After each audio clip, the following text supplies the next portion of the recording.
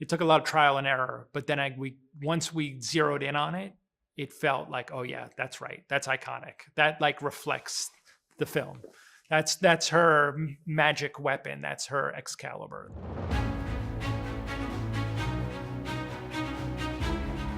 Well, congratulations on Odessa. I wanted to start off by just talking about your premiere at South by Southwest last week. Gracie and I have both been to the festival in past years, and I have to say the Paramount Theater is just one of the most electric buildings I've seen any movie at, film premiere at. So I was hoping you could share a bit with us, a favorite memory moment you have from that night, and sharing your film with the South by audience. Yeah, I mean it's a gorgeous place. It's like a cathedral. It's like a cinema cathedral. Uh, and yeah, it's got a very special vibe in there. And I was incredibly nervous. I was like, I was gonna pass out. I think I was so nervous. But luckily, I brought my 11-year-old son with me. It was my date, and he had not seen the finished film, so he was like my emotional support pet going into this thing. And I was like shaking. I was really freaking out.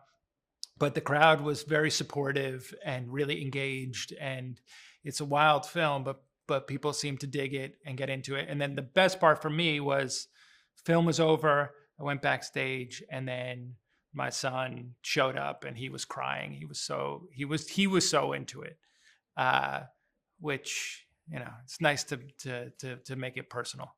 That's an amazing memory to share with him. I'm sure that's going to be something that stays with you forever, and I'm sure Yeah, it'll be the thing that I it's a always fun. remember. This, and it'll be like this tie from, the Paramount and Sid, that combination.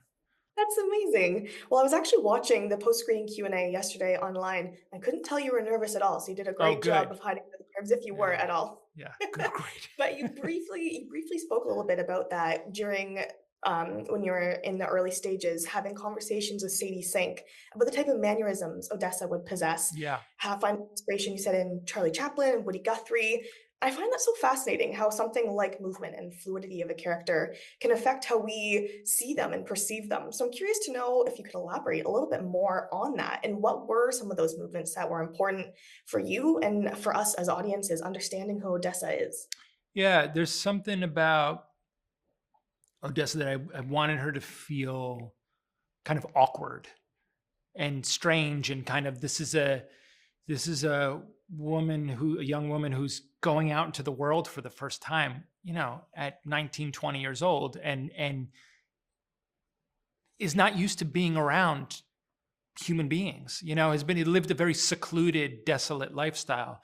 And so she's kind of eccentric, and she has these weird little tics and like weird ways of carrying herself, and is not completely comfortable in her own skin. And I thought that was really important, that she had kind of twisted posture. And you'll see, hopefully through her evolution and through her arc through the film, she becomes a little bit more comfortable in who she is, but especially in the beginning, a sort of stammering, um, uncomfortable quality to her, just something slightly feral about her.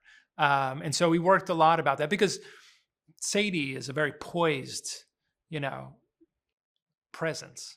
And we wanted to create something that felt runty and scrappy, and from the soil. So it was fun to build, and she worked really hard to get that physicality in there.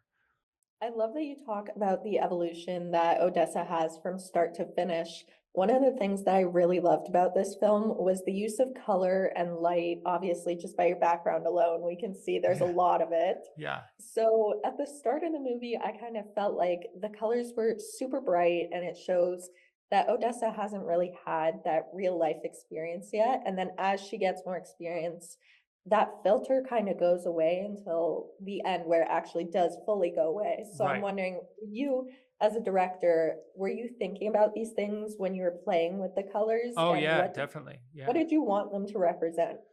Well, the colors in the landscape in the beginning, or to kind of show the pollution, the kind of perversion of the greenery of nature, has suddenly like been contaminated to be this almost like day glow purple.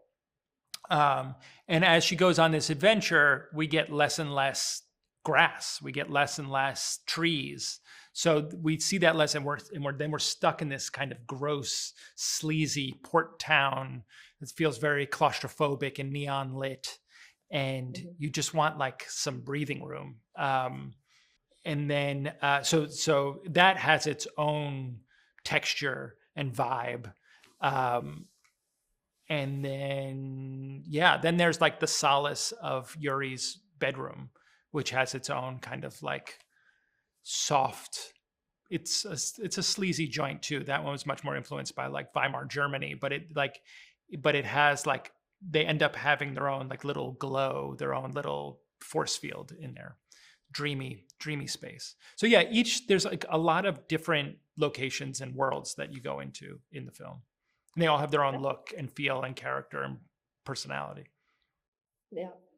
I wanted to talk about one of my favorite details that I noticed was on the Willa in the design of the tree on the guitar and that moonlit scape. And I thought that had that beautiful parallel, of course, to the burning tree that we see that essentially gave life to the guitar. So was that always how you planned that guitar looking early on in the creative process? Did you ever have other designs that you wanted the Willa to have? Yeah, that's a great question. We didn't know what the Willa was going to look like. It was written in the script forever. And then we got to Croatia, and Scott Dugan, the production designer, and myself started talking about what it could be. And I collected all these occult images and engravings of trees that sort of, the root system was the same as the tree on the top, and kind of as above as below, and all that stuff. And it's suddenly, it took a while to get the right design for that guitar.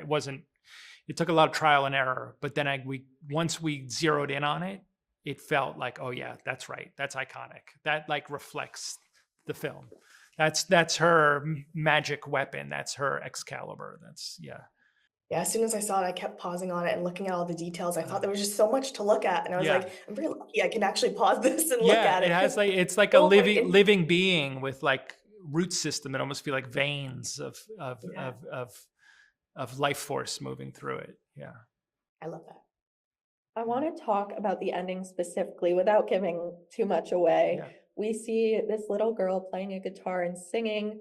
You also see the words "Long live Odessa," showing the legacy that she was able to create on both a personal and a public level. Yeah. So I'm wondering, for this film as a whole, what legacy do you hope it has for the future? I hope it inspires, the misfits out there to use their voices, to use their creativity, to like not be afraid, to do something original, to be a freak, all of those things, to express themselves. So just it's a call for art in this day and age. Definitely.